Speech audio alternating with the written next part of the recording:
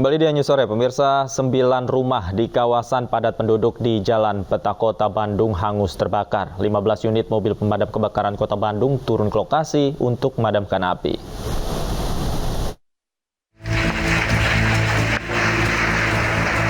Petugas pemadam kebakaran Kota Bandung terus berjibaku guna memadamkan kobaran api yang membakar 9 bangunan rumah milik warga.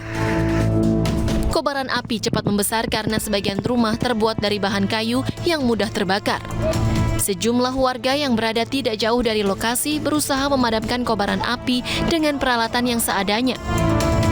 Menurut salah satu pemilik rumah, api pertama kali muncul dari pojok rumahnya yang berada persis di toilet. Selain itu, sebelum api membesar terdengar suara ledakan. Kurang lebih 7. Itu dari mana awalnya api, Pak? Api awalnya dari rumah saya, dari ada di pojok. Tapi nggak tahu kejadiannya bagaimana. Karena saya tidak ada di rumah. Ada ledakan dulu nggak awalnya? Ada ledakan setelah api membesar. Itu mungkin dari tabung gas. Api berhasil dipadamkan 1 jam kemudian setelah 15 unit mobil pemadam kebakaran Kota Bandung turun ke lokasi. Hingga kini petugas masih terus melakukan pendinginan karena dikhawatirkan api kembali muncul. Tidak ada korban jiwa dalam peristiwa ini, namun kerugian ditaksir mencapai ratusan juta rupiah. Dari Bandung, Jawa Barat, Jupita Melana, iNews melaporkan. Kita ke informasi lain, pemirsa, Majelis Ulama Indonesia bentuk tim pengkajian untuk dalami kontroversi di Pondok Pesantren Al-Zaitun Indramayu, Jawa Barat. Temuan awal ada penyimpangan dan persoalan akhlak di Pondok Pesantren pimpinan Panji Gumilang tersebut.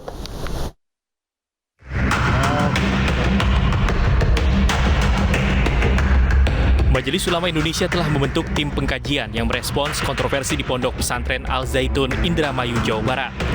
Ketua Bidang Pengkajian, Penelitian, dan Pengembangan Majelis Ulama Indonesia, Utang Raduwijaya, mengatakan temuan awal pengkajian MUI terkait masalah Pondok Pesantren Al-Zaitun sudah dikantongi. Adapun temuan awal tersebut berupa penyimpangan dan persoalan akhlak yang terjadi di pesantren pimpinan Panji Gumilang itu. Namun temuan-temuan tersebut masih temuan tahap awal yang harus dilakukan pengkajian dan analisis mendalam serta belum bisa disimpulkan karena memerlukan proses klarifikasi dari Al-Zaitun. Situasi saat ini di Al-Zaitun, kawat berduri masih terpasang di tepi jalan persis di depan gerbang masuk pondok pesantren. Kawat yang pipanya ditanam di jalan ini belum dilepas sejak aksi unjuk rasa yang berlangsung pada 15 Juni lalu. Petugas keamanan pondok pun tampak bersiaga di pintu masuk pondok pesantren pimpinan Panji Gumilang tersebut.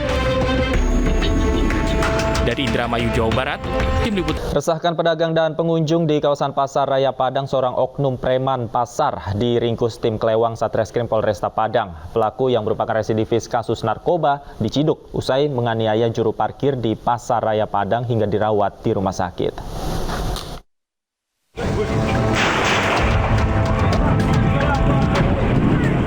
Kelewang Satreskrim Polresta Padang bergerak cepat menuju TKP lokasi penganiayaan seorang juru parkir di daerah Pasaraya, Kota Padang.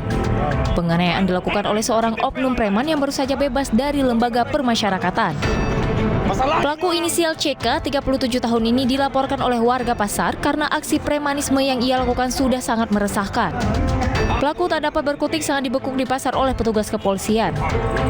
Barusan kita menerima laporan tentang penganiayaan yang dilakukan oleh salah satu preman di daerah Pasar Air Mancur. Jadi untuk korban mengalami patah di bagian hidung. Jadi sesuai dengan informasi lidik dari rekan-rekan kita, untuk pelaku sedang berada di lokasi yang sudah kita tentukan. Kita coba untuk melakukan pengejaran, mudah-mudahan bisa diamankan. Selain melakukan penganiayaan terhadap juru parkir hingga korban dirawat di rumah sakit, pelaku kerap melakukan pemalakan dan pemerasan kepada pedagang dan supir angkutan umum. Pelaku kini berada di Mapolresta Padang guna menjalani proses hukum lebih lanjut. Dari Padang, Sumatera Barat, Budi Sunandar, iNews melaporkan. Pemirsa, Polda Jawa Tengah kembali mengungkap kasus tindak pidana perdagangan orang dengan menangkap 13 tersangka. Dari 13 laporan yang masuk, polisi berhasil selamatkan 32 orang TKI yang belum sempat diberangkatkan ke luar negeri. Hingga pekan kedua, Polda Jawa Tengah berhasil mengungkap 39 kasus TPPO di wilayah Jawa Tengah. Dari 39 kasus, 46 tersangka ditangkap karena terbukti mempekerjakan orang keluar negeri secara ilegal. Salah satu korban mengaku ditelantarkan oleh agen pemberangkatan. Korban pun telah menyetor uang sejumlah 65 juta rupiah dan dijanjikan akan dipekerjakan di pabrik makanan di Haneda, Jepang. Namun saat pemberangkatan dirinya tanpa pendamping hingga sempat diamankan dan ditahan oleh pihak imigrasi Jepang dan dideportasi. Hingga pekan kedua bulan Juni ini, Polda Jawa Tengah sudah berhasil mengungkap 43 kasus TPPO dengan menangkap 46 tersangka yang telah mempekerjakan total 1.337 orang dengan rincian 1.036 orang sudah berangkat dan 301 korban belum berangkat.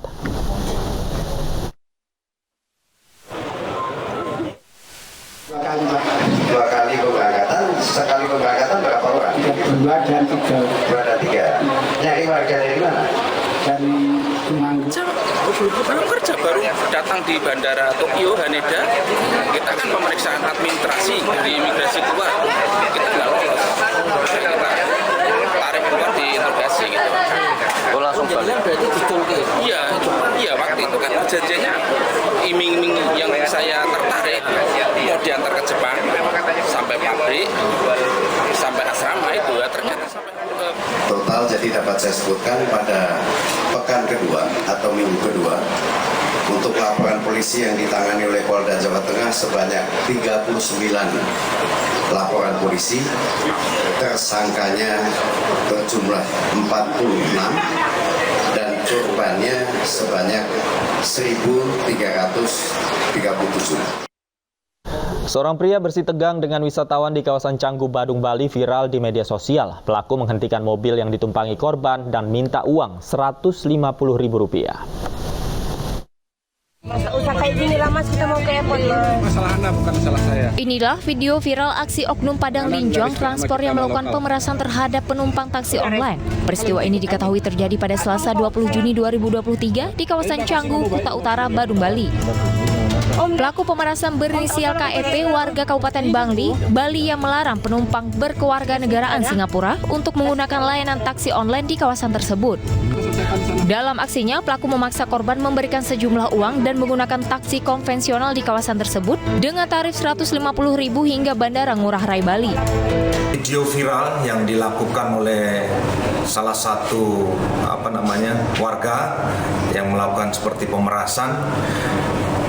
Polda Bali dalam hal ini jajaran Polres Badung melakukan pencarian dan kebetulan kejadian itu TKP-nya ada di depan restoran Copenhagen di wilayah Canggu dan kejadiannya pada hari Selasa tanggal 20 Juni 2023 pukul 10.00 WITA dan yang bersangkutan sudah diamankan ya, yang bersangkutan sudah diamankan tadi malam dan sudah dalam proses di Polres Badung. Saat ini pelaku telah diamankan dan masih dalam proses pemeriksaan di Polres Badung. Dari Denpasar, Indira Ari, Ainus melaporkan.